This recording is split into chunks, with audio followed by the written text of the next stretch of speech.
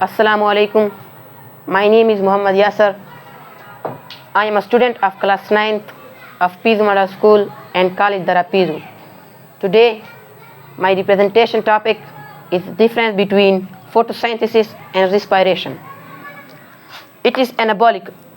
ये लफ्ज़ anabolic anabolism से निकला है, यानी एनाबॉलिज्म एक रिएक्शन होता है जिसमें फॉर्मेशन ऑफ मॉलिक्यूल होती है, यानी फोटोसिंथेसिस को हम एनाबॉलिक भी कह सकते हैं। Constructive process, constructive means construction तामीर, यानी इसमें मॉलिक्यूल्स की तामीर होती है, कंस्ट्रक्शन होती है, इसलिए हम इसे कंस्ट्रक्टिव प्रोसेस भी कह सकते हैं।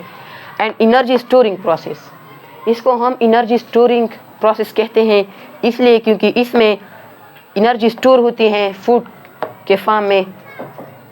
Respiration, it is catabolic. ये लफ्ज़ कैटाबॉलिज्म से निकला है।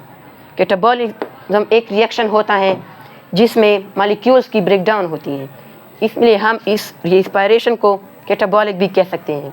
डिस्ट्रक्टिव मीन्स मॉलिक्यूल्स की ब्रेकडाउन, इसको हम डिस्ट्रक्टिव प्रोसेस भी कह सकते हैं।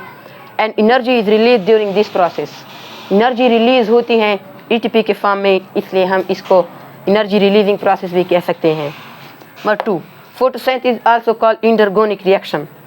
फोटोसिंथेसिस को हम इंटरगोनिक रिएक्शन भी कह सकते हैं क्योंकि इसमें एनर्जी, लाइट हो या हीट, ये सराउंडिंग से सिस्टम की तरफ आती है, इसलिए हम इसको इंटरगोनिक रिएक्शन भी कह सकते हैं।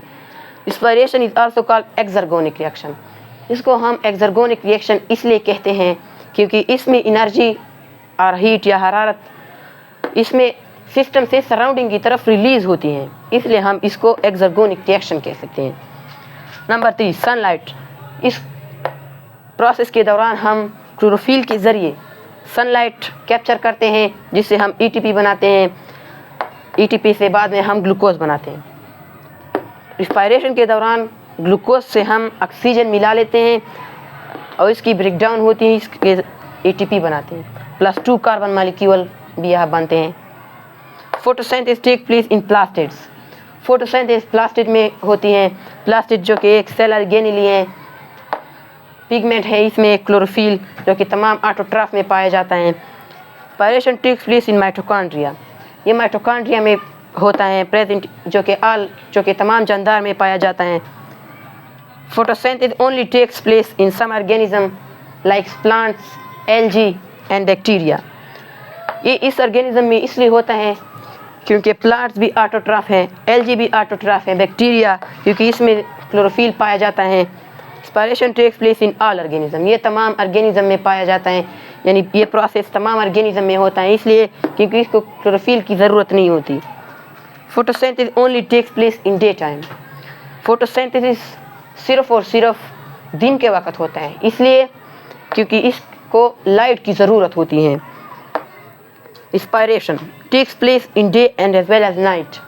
रेस्पिरेशन दिन के वक्त भी होता है और रात के वक्त भी होता है, इसलिए क्योंकि इसकी लाइट एनर्जी और हीट एनर्जी की ज़रूरत नहीं होती। अगर हम इसकी रिएक्शन की इक्वेशन पर नज़र डालें, यहाँ पर हम 6CO2 + 12H2O को मिला लेते हैं सनलाइट और क्लोरोफिल के ज़रिए। इससे हम ग्लूकोज बनाते हैं, O2 बनाते हैं, as a by product 6H2O बनाते हैं। यहाँ हमें ये प्रोडक्ट बनता है।